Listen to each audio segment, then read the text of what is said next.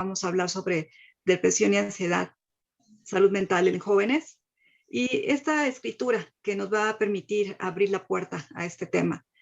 Esto dice aquí en Corintios, segunda de Corintios 5, capítulo 5, versículo 17, en la versión NTV. Esto significa que todo el que pertenece a Cristo se ha convertido en una persona nueva. La vida antigua ha pasado, una nueva vida ha comenzado. Y aquí entonces surge la pregunta, ¿por qué entonces, si es una vida nueva, aún puedo tener como ciertos sentimientos de malestar, ¿no? Lo vamos a definir ahorita así para ir adentrándonos. Bueno, tenemos que entender primero lo que es depresión. La depresión en raíz etimológica se refiere a depresius, que significa abatimiento, ¿sí? Estar abatido, estar apesadumbrado. Y aquí vemos una imagen de una mujer en tinieblas. Así yo creo que si lo pusiéramos en una imagen, podríamos hacer una analogía entre el sentimiento y la visualización de lo que probablemente está experimentando una mujer en este caso. Max, adelante ya. Lisa. Voy a tener que ver quién tiene abierto su micrófono para apagarle. Lupita Castañeda, apaga tu micrófono. Gracias. Voy a checar quién. Gracias. Perdónme. Ok, bueno. Creo que ya. Sí, perfecto. Bueno, pues les decía, vamos a ver ahora lo que es la ansiedad. A diferencia de la depresión, la ansiedad proviene del latín anxietas, que se refiere a un estado de agitación, inquietud o zozobra en el estado de ánimo. A veces las personas pueden presentar ansiedad o depresión o pueden presentar ambas. Si es así, se le denomina trastorno mixto. Ajá.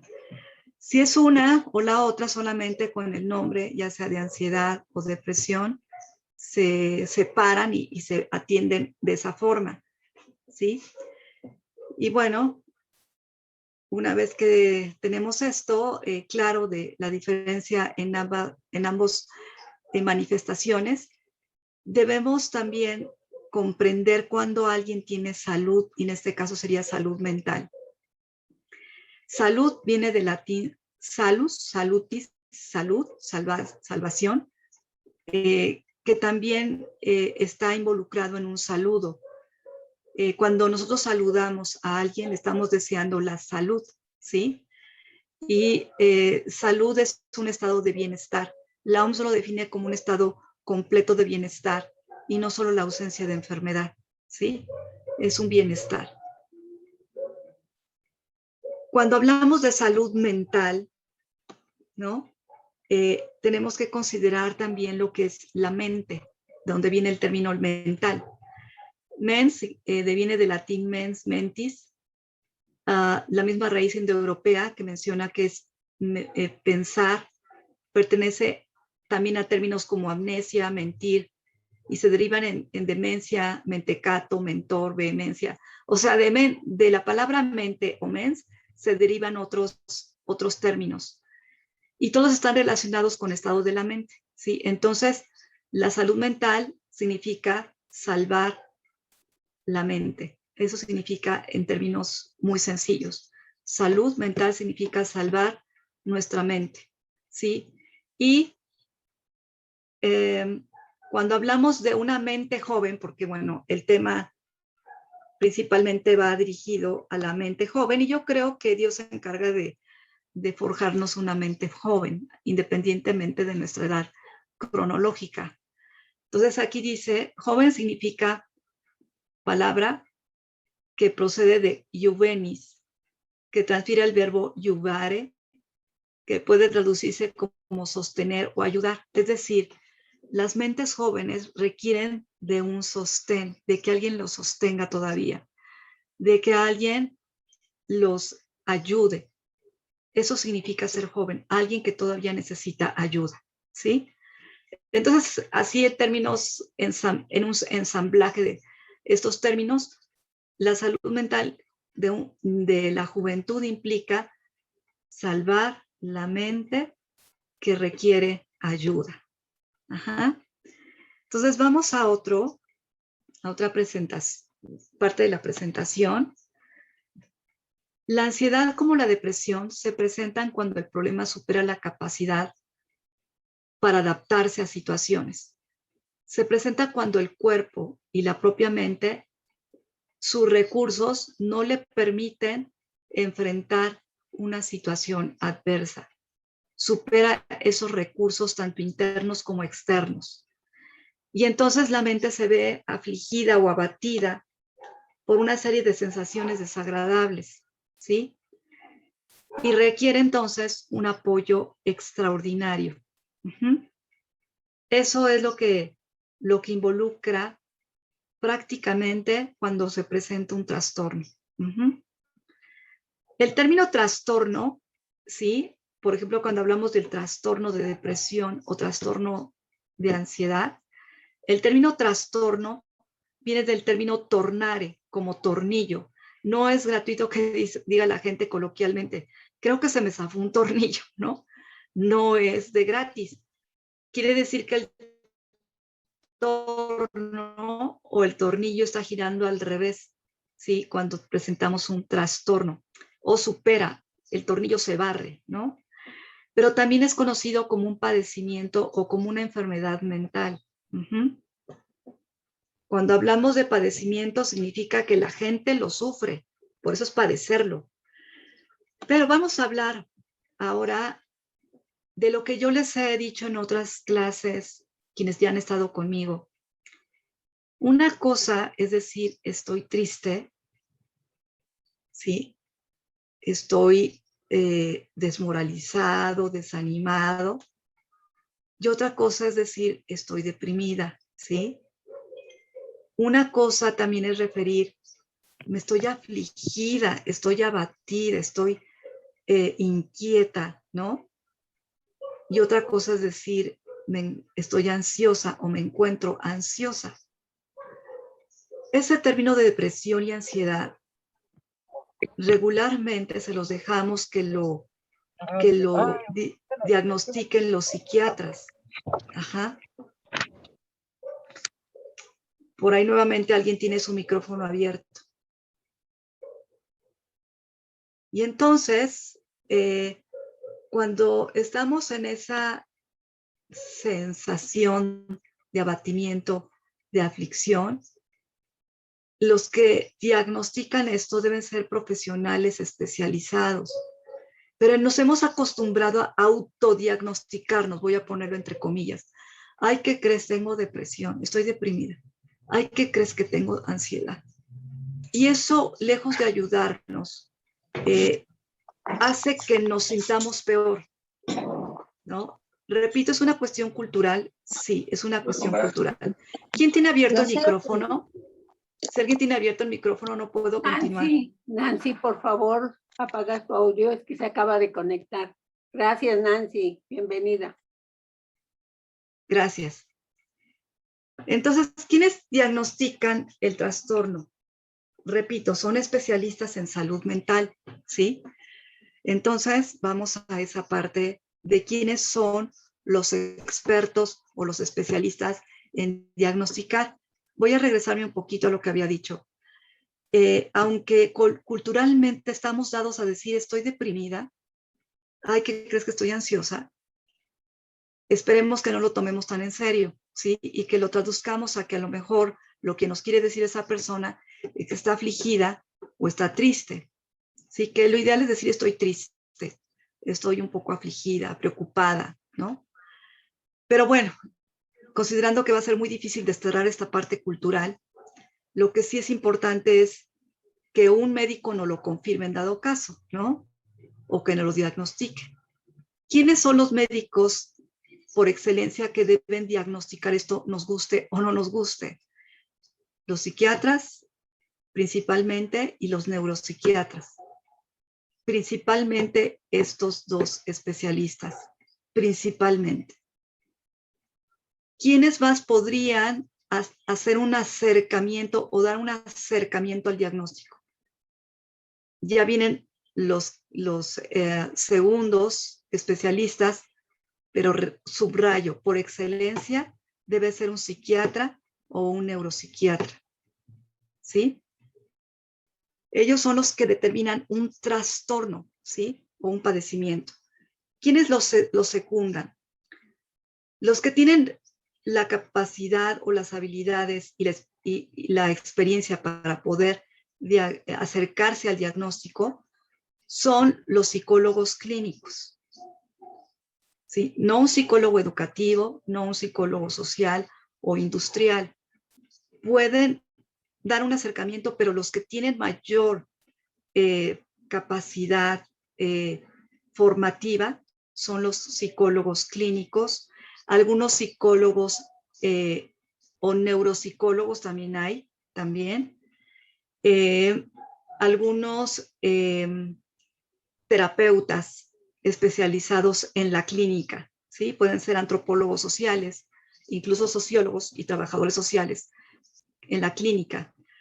Entonces, vendrían siendo trabajadores sociales psiquiátricos también, enfermeros psiquiátricos, también algunos pedagogos clínicos, pero, repito, por excelencia son psiquiatras y neuropsiquiatras, y dentro de la psiquiatría está la paidopsiquiatría, que se dedica a los niños, ¿sí? Al diagnóstico infantil y de la adolescencia, y algunos psiquiatras de adultos, que también pueden diagnosticarlo. Voy a otro. Hay un proceso para poder diagnosticar. Tiene que ver con una entrevista clínica.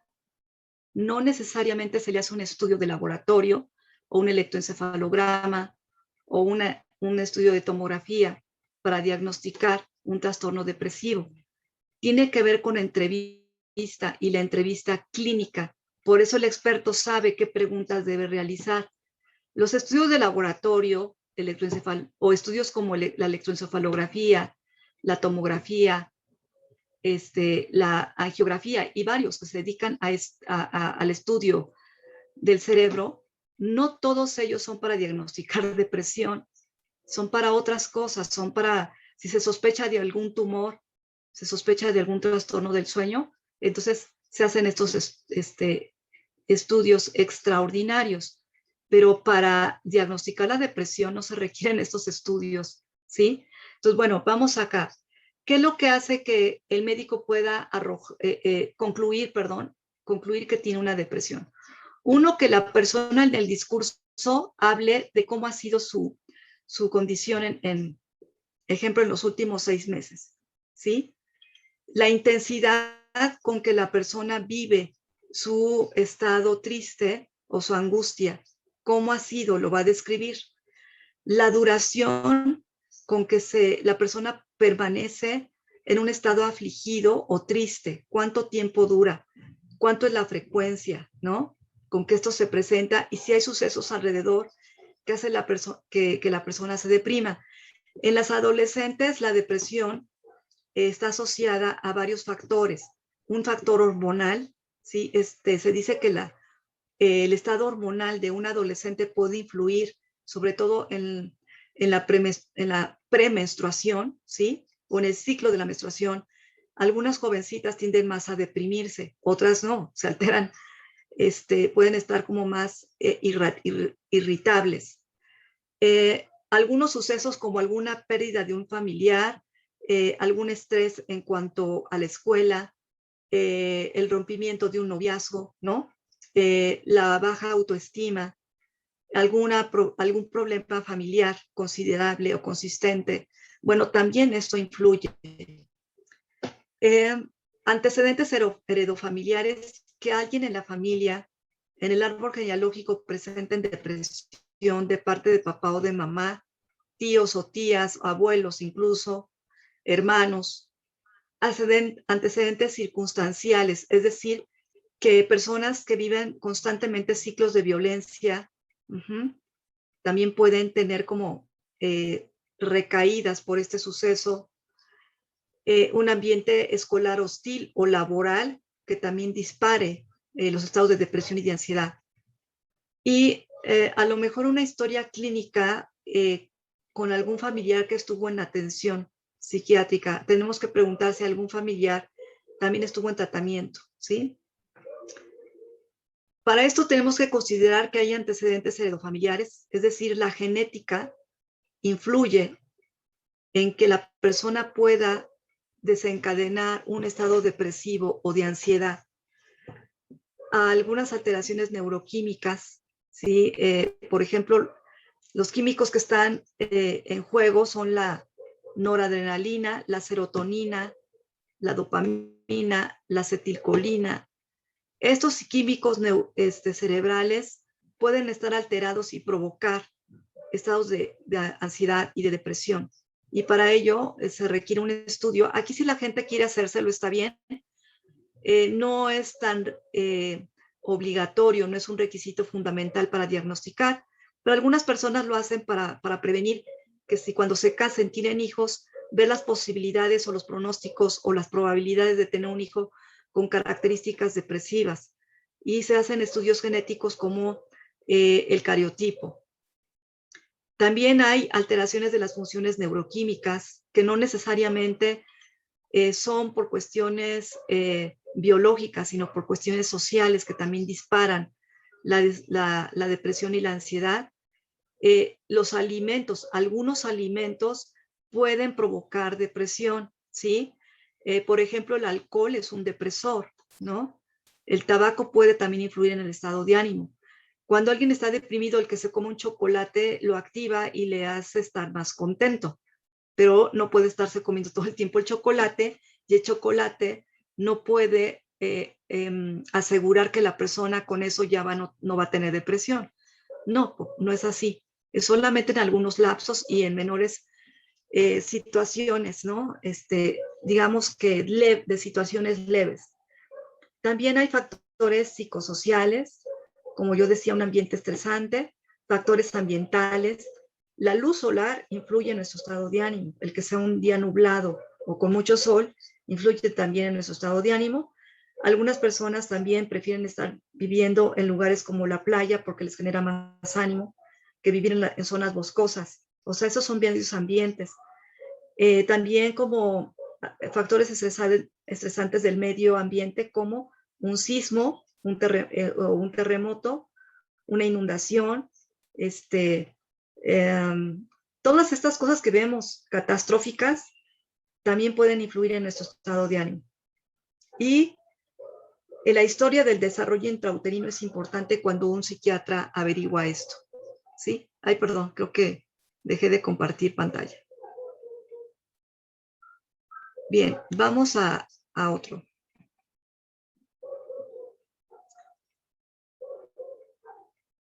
Los factores que están involucrados son factores predisponentes como la carga genética, estos antecedentes heredofamiliares, factores precipitantes. ¿Qué factor precipita que aparezca algo que ya está latente? La violencia familiar, abuso sexual, acoso escolar, acoso laboral, muerte de un ser querido, separación de una relación amorosa, pérdida de la salud, pérdida de bienes materiales o financieros, eventos catastróficos, a lo mejor un secuestro, ¿no? Una tortura, una amenaza, y eventos biológicos sanitarios como ahorita la pandemia, ¿sí? Esos son eventos biológicos sanitarios que pueden estar también influyendo.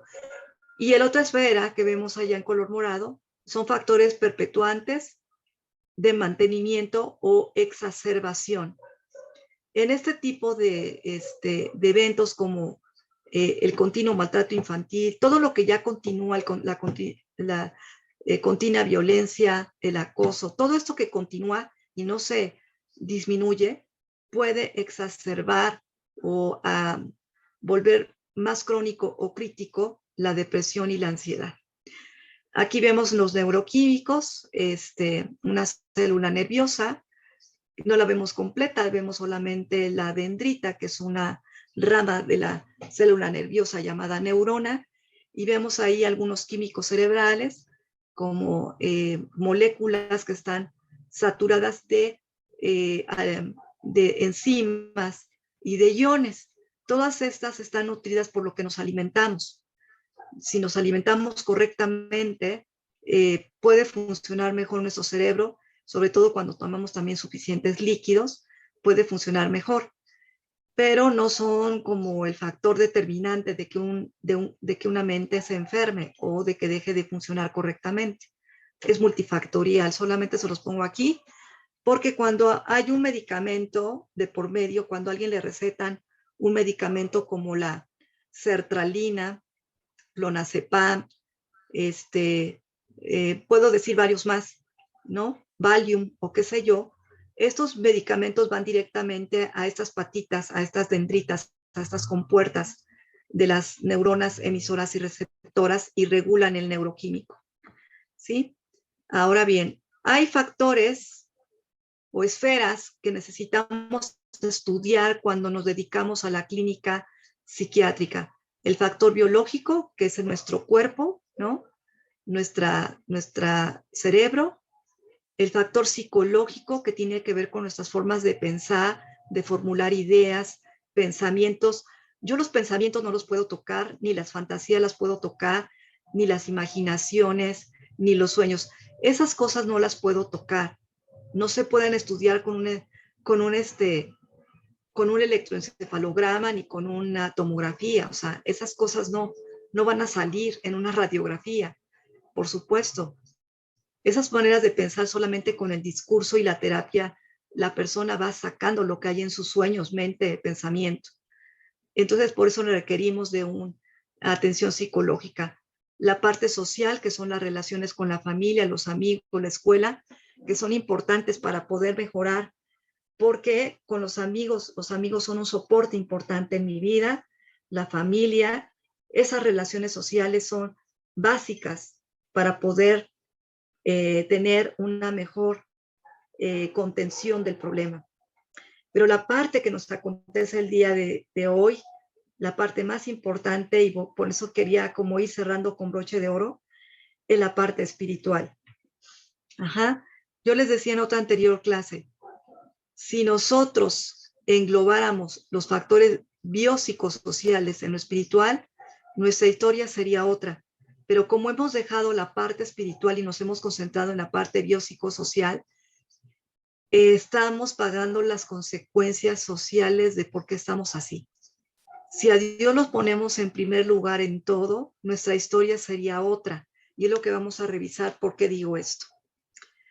Bueno, se tiene para estos padecimientos ya diagnosticados, se tiene un tratamiento farmacológico que funciona bastante bien, y porque los tratamientos farmacológicos ahora son de última generación y generan menos efectos colaterales. Entre más caro es un medicamento, es mejor. Eso tengo que decírselos. Entre más barato, quizás no sea tan bueno, ¿sí? Tiene más efectos y daños al sistema digestivo y al hígado y a los riñones. Tengo que ser real y auténtica en eso. También lo que ayuda es una psicoterapia individual y familiar, pero cuando el problema es muy grave, esto no solo basta, se requiere de un tratamiento farmacológico. También la terapia cognitivo-conductual ha tenido efectos benéficos en las personas, pero repito, si no está acompañada de un tratamiento farmacológico, va a ser muy lento la evolución, sobre todo cuando hablamos de padecimientos crónicos. Las terapias de relajación pueden ayudar, la terapia ocupacional, la risoterapia, la cantoterapia, ¿no? La psicodanza, el deporte, la pintura, todos estos pueden ayudar a que la gente mejore, sobre todo aquellos que no tienen un trastorno grave, sino son de trastornos leves. Algunos tratamientos naturistas, si el trastorno no es grave, sino es leve y ha sido como detectado a tiempo, ¿sí? Y por excelencia, un recurso importantísimo es la ayuda espiritual, la iglesia, la oración la palabra, el ayuno, que ahorita vamos a ver con precisión esto. Si esto lo ponemos en primer lugar, todo lo demás sería más fácil. Todo lo demás. De verdad, Dios responde y responde a nuestras oraciones. Es más, hasta creo que nos suspenderían el medicamento a corto plazo, ¿no? Pero bueno, vamos a esto. ¿Por qué hablo de que la parte espiritual es la más importante aún, independientemente del tratamiento farmacológico? Hay una escritura que habla, que está aquí, la están viendo ustedes, que está en Proverbios 4:23 en la versión Dios habla hoy, y la tengo también en la versión NTV. Dice aquí en el primer cuadro, cuida tu mente más que nada en el mundo porque ella es fuente de vida. Y sí es cierto, dicen que mente sana y cuerpo sano.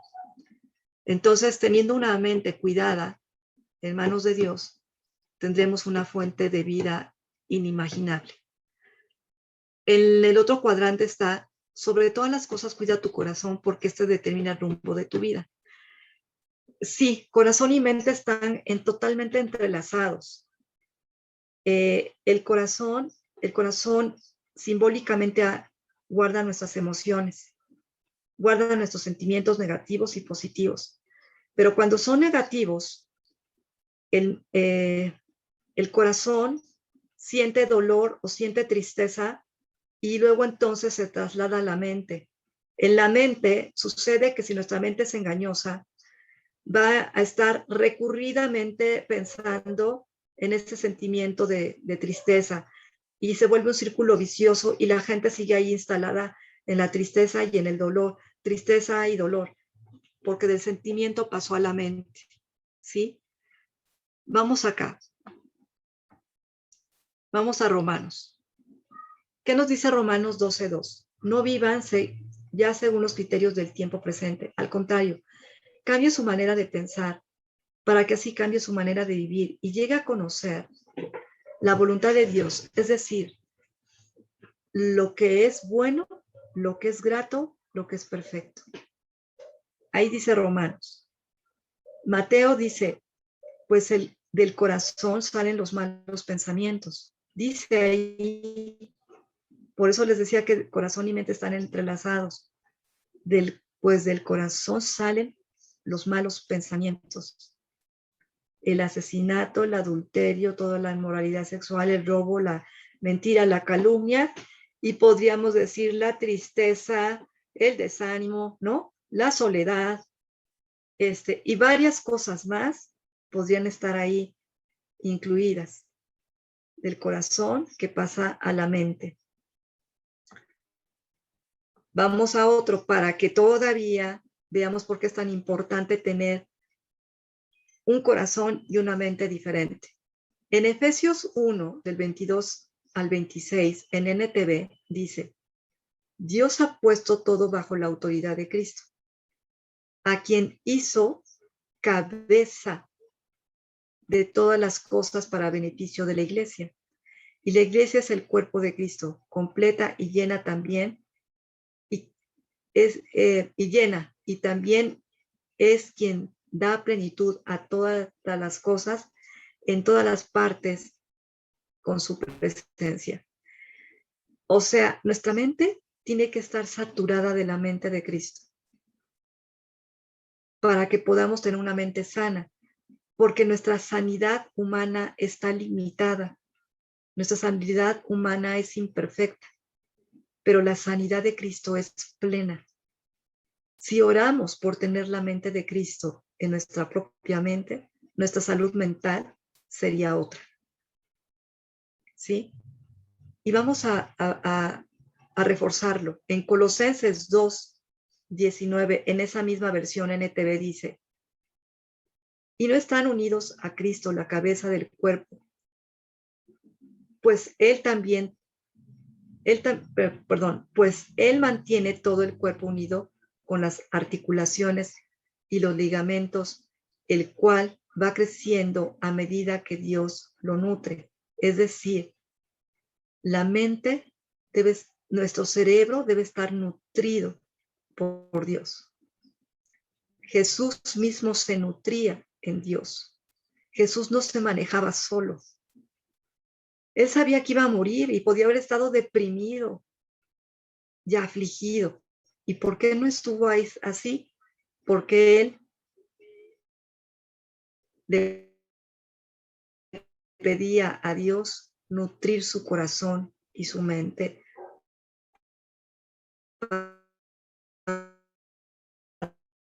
para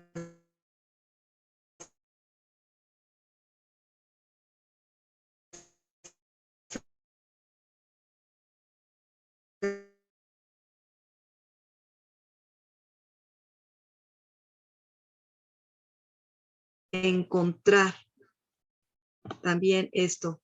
Cada parte del cuerpo tiene una función. No todos podemos hacer todo, porque si dijéramos que pudiéramos hacer todo nos va a frustrar y la frustración trae consigo ansiedad y depresión. Primera de Corintios 2, versículo 16 dice, en versión de Dios habla hoy, pues la escritura dice, ¿quién conoce la mente del Señor? ¿Quién podrá instruirle? Sin embargo, nosotros tenemos la mente de Cristo. Sí, a Dios nosotros no le podemos instruir en nada. A Él no le hace falta nada. Lo tiene todo y lo tiene perfecto. Nosotros tenemos que rogarle a Dios que nos nutra, ¿sí? Porque nosotros tenemos que conocer cómo piensa Él.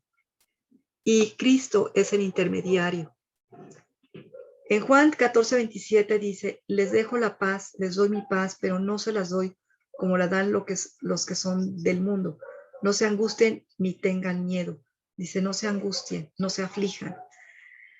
La mente y alguien con depresión y con ansiedad o con tristeza y aflicción requiere una paz y esa paz no la sacia la humanidad. Esa paz la sacia Dios. Vamos a otra. En Filipenses dice, no se aflijan por nada, sino preséntenselo todo a Dios en oración. Pídanle y denle gracias también, así Dios les dará su paz, que es más grande de lo que el hombre puede entender, y esta paz cuidará de sus corazones y sus pensamientos por medio de Cristo Jesús. Y me quedo con la parte última donde dice, y esta paz cuidará de sus corazones y sus pensamientos por medio de Cristo Jesús. ¿Sí? Cuidará de los corazones y los pensamientos. Vamos a la que sigue. En la psicología clínica tenemos algo que ya desde la Biblia lo sabemos. Tenemos un enemigo y alguien que nos ayuda espiritualmente. El enemigo que ha puesto una semilla a veces en el corazón y en la mente es alguien invisible y sabemos que tiene un nombre, ¿no? Es el enemigo, es el adversario de Jesús.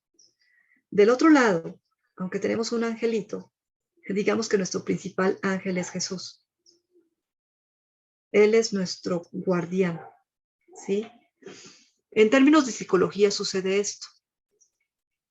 Los psicólogos como Freud, ¿no? Bueno, Freud no fue un psicólogo, fue un psiquiatra, pero él es el padre de la psicología en muchas de sus ramas. Y él hablaba de que la mente tiene un super yo, tiene un yo y tiene un ello. Nuestro super yo, en términos espirituales, es Dios. Ese super yo es el que nos dicta lo que debemos hacer, lo correcto. Él nos traza leyes, principios, normas, valores. Y vemos un decálogo en el Antiguo Testamento. ¿Sí? Esos mandamientos son el super yo de Dios, que nos regula nuestras malas conductas. Es la palabra de Jesús como el ángel supremo, vamos a llamarlo así. Nuestro cuidador, nos dice, no hagas esto, eso está mal, corrige, ¿no? El yo es nuestras decisiones, es nuestra mente de Cristo que nos está acompañando en las decisiones que debemos tomar cuando tenemos que decidir entre lo bueno y lo malo. Pero si la mente de Cristo está pequeña, el que reina ahí es la mente del adversario. El ello es la semilla del enemigo. El ello son los instintos, las bajezas. Por ejemplo, el deseo de matar, de mentir, de robar, de chismear, ¿no? Todo lo negativo está en el ello. Y a veces tenemos una raíz todavía allí que tenemos que estar cortando todo el tiempo en la consejería espiritual y en el discipulado. Tenemos que estar cortando constantemente esa semilla que va creciendo y arrancarla. Para ir terminando, les quiero leer, pero para que no sea yo la que lo lea, no sé si alguien de nuestras invitadas quisiera leer esta escritura. Puede abrir su micrófono, ¿sí? Pero si no, alguien de las discípulas de universitarias o de las jóvenes, si alguien me quiere leer, por favor, esta escritura. Yo, Mercedes, si gustas. Adelante. Entonces, parábola de las damas de honor. Entonces el reino del cielo será como 10 damas de honor que tomaron sus lámparas y salieron para encontrarse con el novio. 5 de ellas eran necias y 5 sabias. Las 5 que eran necias no llevaron suficiente aceite de oliva para sus lámparas, pero las otras 5 fueron tan sabias que llevaron aceite extra. Como el novio se demoró, a todas les dio sueño y se durmieron. A la medianoche se despertaron ante el grito de: miren, ya viene el novio, salgan a recibirlo. Todas las damas de honor se levantaron y prepararon sus lámparas. Entonces las 5 necias le pidieron a las otras: por favor, denos un poco de aceite porque nuestras lámparas se están apagando. Muchas gracias. Ustedes se preguntarán, ¿y qué tiene que ver esto con la ansiedad, la depresión, la salud mental y la mente de Cristo? Bueno, la mayoría, estadísticamente hablando, la mayoría de las jóvenes que han intentado suicidarse o que han tenido depresión, aclarando esto, no todas las depresiones culminan en suicidio, pero tampoco no todos los suicidios les antecedieron la depresión. No. Pero sí ha habido personas, sí ha habido jóvenes con ideas y pensamientos de suicidio. Algunas desafortunadamente han culminado en ello. Otras lo han intentado, gracias a Dios, sin ningún éxito. Estadísticamente hablando, la mayoría de las mujeres con depresión en la juventud han sido por cuestiones amorosas. La mayoría, no digo que todas. Otra gran parte ha sido por maltrato en las escuelas, minusvalía y baja autoestima, y también por historias de familia con depresión, con violencia, con acoso, ¿no? Con abuso sexual y demás. Pero entonces, digamos, ¿qué pasa aquí? Vamos a verlo con más detenimiento. Aquí ya coloreamos algunas palabras o algunas renglones, y dice aquí: entonces el reino del cielo será como 10 damas de honor que tomaron sus lámparas y salieron para encontrar con el novio. Vamos a entender lo que es una lámpara. En términos de psicología, se utilizaba antes para decir que alguien era inteligente, decían: esta es una persona superdotada, ¿sí? Porque es súper inteligente y más inteligente que el promedio de la población. No, ahora se utiliza la palabra: esta persona es brillante, ¿sí? Y brillante significa luz.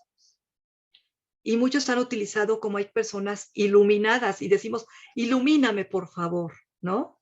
Se utiliza mucho esto, o se utiliza esto de, ya se me prendió el foco, o mi foco está apagado, perdón. Esto no es casualidad. Esto no es casualidad. Hay mentes brillantes. Pero en esta parábola hablamos de una lámpara y esa lámpara es nuestra mente y el corazón. Y nosotros tenemos que estar preparados para la oscuridad, porque de repente se va la luz. Y la oscuridad y las tinieblas tienen que ver con pruebas difíciles en la vida. Pero si yo tengo mi lámpara encendida, si yo tengo mi mente en la mente de Cristo, aunque venga la adversidad y sea muy difícil, mi lámpara no se va a apagar, porque tengo aceite. Ese novio espiritual es Jesús. Y ese novio espiritual está por venir algún día. Y de repente nos podemos encontrar con él en las oraciones. Pero las mujeres que no fueron previsoras en su mente y en su corazón para estar orando y estar nutriendo su mente y su corazón, cuando vino la oscuridad, ¿no? Y Jesús se presentó y se llevó a las que tenían la luz encendida porque era su mente conectada con las de él, se fueron con él y las otras se quedaron en las tinieblas. Entonces puede suceder esto y es cuando viene la depresión y la aflicción. Ahí es donde viene más fuertemente. En conclusión, vamos a conclusiones, amigas.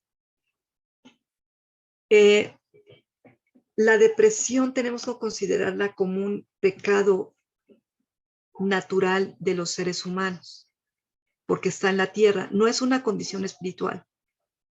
Jesús no vivió la depresión, no vivió la angustia, él no vivía esto. Él vivió tristeza, que es diferente, y vivió también el dolor, que es diferente, y todo lo vivimos, ¿sí? Eso sí está como permitido.